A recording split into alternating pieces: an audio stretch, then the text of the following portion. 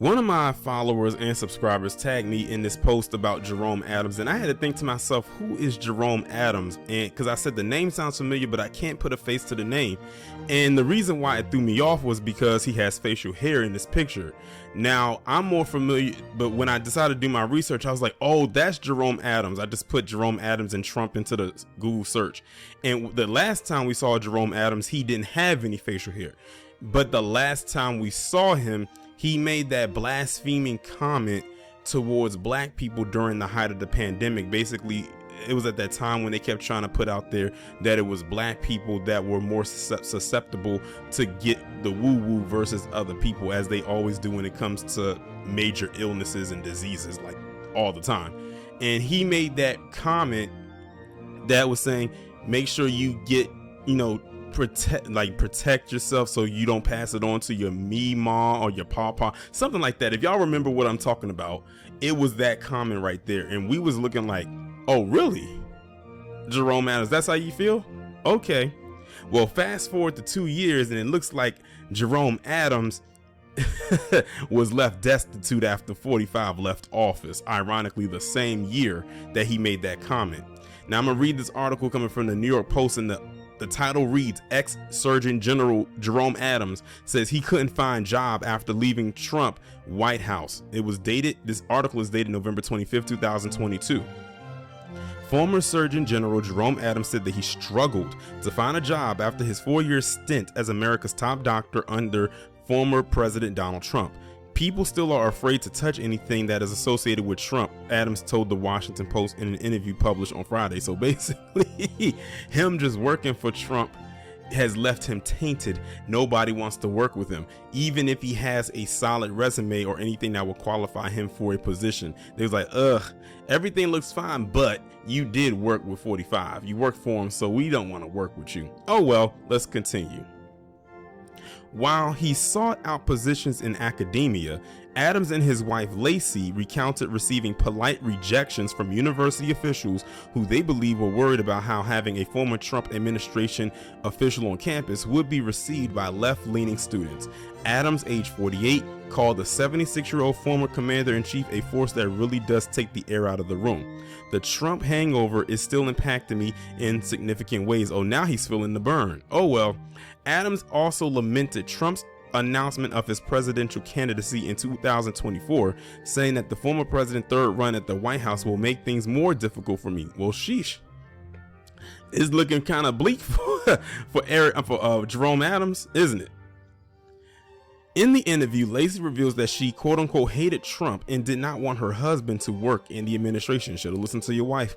Lacey also said that she was already worried about the stigma her husband's new job would create. It was a lot harder than he thought to find a landing spot because of the Trump effect, Lacey said in the interview.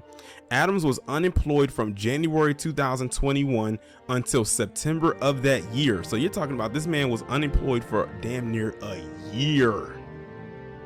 Almost an entire year, for 9 months, pretty much.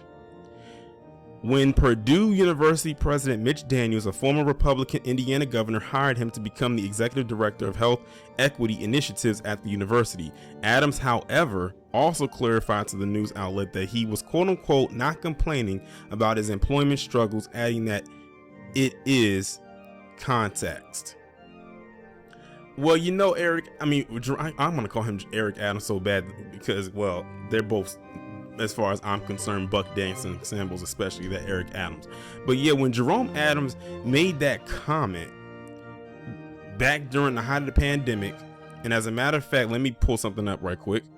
Here it is right here. It says, Adams said that there is no scientific basis to believe that people of color are biologically or genetically predisposed to get COVID-19, but they are socially predisposed to the virus exposure and have higher incidence of the very diseases that put you at risk for severe complications of the virus.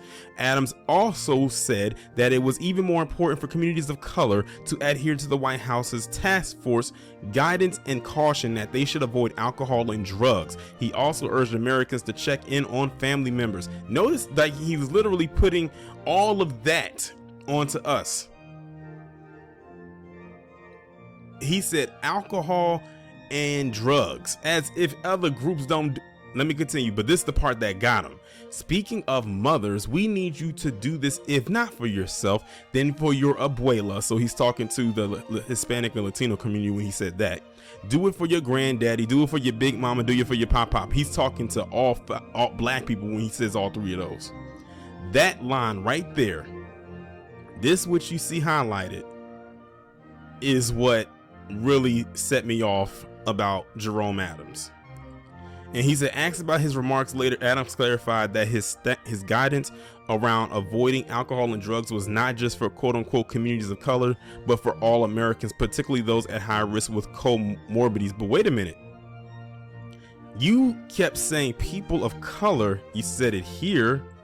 Then you said it here. And in here, you mentioned about alcohol and drugs. You didn't say all communities or every American or everyone living in America. You just specifically said that. Now I know some of y'all saying, oh, don't throw us in the POC. Look, I'm not throwing y'all into that. I'm proving a point here.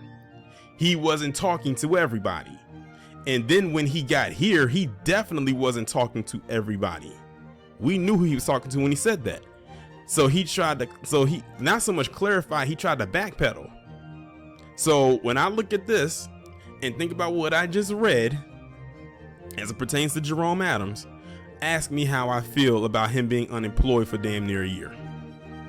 And I bet you he probably isn't making nearly as much money in this new position as he was working for Trump, as a, with him being president. I highly doubt it. So he probably had to downsize his life a little bit unless he was really good with his finances. So yeah, but what have we always said? That being a bootlicker or being a Sambo does not have a retirement plan. And Jerome Adams found that out the hard way. Lord, I'm having a heart attack. Damn, this is some scary shit.